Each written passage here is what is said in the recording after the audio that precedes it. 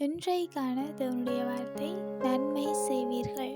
யாக்கோபு 2ஆம் அதிகாரம் 8ஆம் வசனம் சொல்லுது, உன்னிடத்தில் நீ அன்பு கூறுகிறது போல பிறரிடத்திலும் அன்பு கூறுவாயாக என்று வேத வாக்கியம் சொல்லுகிற ராஜரீக பிரமாணத்தை நீங்கள் நிறைவேற்றினால் நன்மை செய்வீர்கள்.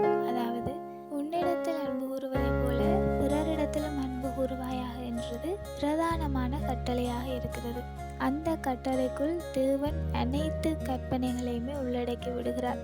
அப்படிப்பட்டதான ஒரு கற்பனையை, அந்த கட்டளையை நாங்கள் கை கொள்ளுகிறது நன்மையாய் இருக்கிறது என்று சொல்லி இந்த வசனத்தில் சொல்லப்பட்டிருக்கு.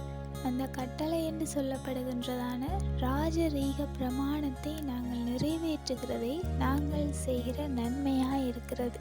வேதாகமத்தை எடுத்துக்கொண்டால் அது ஒரு அன்பின் தேன்கூடாக இருக்கிறது.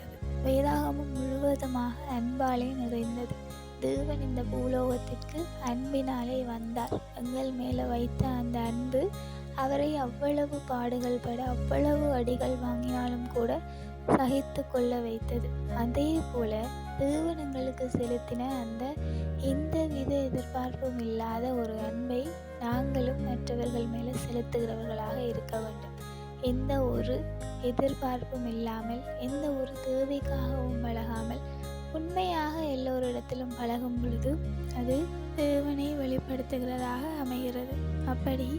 எப்படி எங்களை நாங்கள் நேசிக்கிறோமோ அதே போல மற்றவர்களையும் நாங்கள் நேசிக்க வேண்டும்.